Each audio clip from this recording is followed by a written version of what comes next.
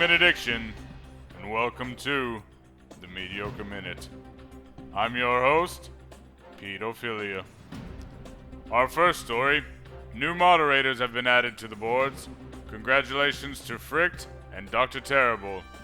Feel free to ping them with your pettiest needs. Azurgos and Kazakh have been on farm by our old friend Gitgoods despite Versus and its claims of being the server best. His group also saw the Poisson cape drop. This epically rare cloak is best in slot for warriors until Naxxramas, so naturally they gave it to a rogue. The Alliance saw its second craft of the Hand of Ragnaros as Chumby. No, it said Chumby.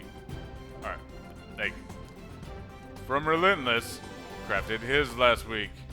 He is the first paladin to craft the hand, allowing him to finally surpass the tanks in DPS. Our top story, Guild Drama. As Phase 2 hits its stride, many are out grinding honor as the top guilds have MC and Oni on farm, but that does not make them immune to drama within their ranks. We start with the Horde Guild means to an end. They watched as over 30 of their core raiders G-quit amidst accusations levied against their GM that include the ninja looting of Onyxia scales and selling sulfuran ingots for personal gain, and claiming they got lost in the mail. Those who left formed the Guild Collective.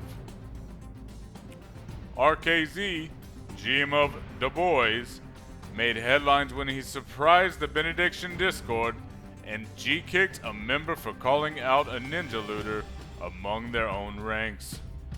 His explanation of his actions made about as much sense as Versus' explanation on why they hide their logs. Speaking of Versus, a member of their Alabaster raid team was G-kicked for airing his concerns during a live stream by Ouro. He stated that he was being asked to pay full auction house price on Alcor's razor that dropped during an Oni raid. While he was not a participant in this particular Oni raid, as Versus runs raids for all colors, he has been a member for some time, and claims that he has brought as many as 200 members with him to Versus. This ignited the Discord into a debate on the merits of a guild and what does it owe to its raiders, and also what do the raiders owe to the guild. For more on this, we take a look back at one of the most controversial G-quits to ever occur. Ouro leaving Invicta for the boys. We sat down with the orc himself in Booty Bay to get his side of the story. Everyone knows Ouro. If you don't, then you aren't paying attention. Ouro has made a name for himself on Benediction. He was one of the first to hit level 60.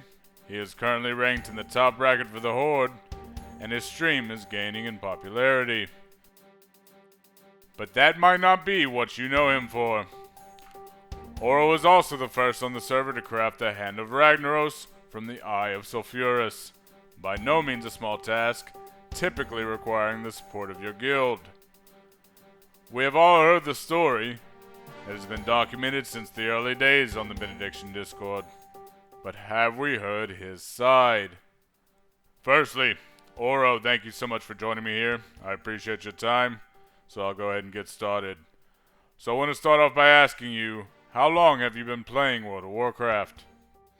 I've been playing WoW for about 15 years, since vanilla. Okay, so did you come from a private server? I have no experience on private servers at all. How did you end up on Benediction? Was this your first server choice? So Benediction wasn't my first choice. My first choice was Faralena, but like many other people, friends didn't want to deal with the long queue times, which is completely understandable. So I wanted to play with my friends, so they found another PvP server that opened up that didn't have crazy queue times, so we rolled here. I've heard that you almost decided to play Alliance. Is this true? And if so, what made you change your mind? Yeah, I wanted to play Alliance 100%. Gnome warriors are just better than orcs, if you ask me. Like, they look better aesthetically, and they have better ratios for PvP, in my opinion. Like, yeah, the 5% or the 25% stun resist is pretty clutch against rogues, but escape artists would help a lot against frost mages. But like yeah, there's a lot of alliance people on the server that I would like to play with, but I didn't play alliance because my friends wanted to play horde. They've always played horde, and yeah, wanted to play with friends. At what point did you join Invicta? What level were you and what stage of the game? So I had joined Invicta when I was level 60, and I picked Invicta because all of the other 60s were joining it, and I wanted to raid, so it was kind of like the logical choice. So how many raids would you say that you completed with Invicta? I think 6 or 7. So walk me through it. The eye drops.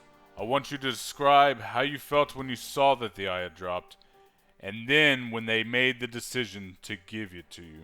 So when the eye dropped, I was kind of floored because it was like the first horde rag kill, and like it's a super low chance item as everyone knows.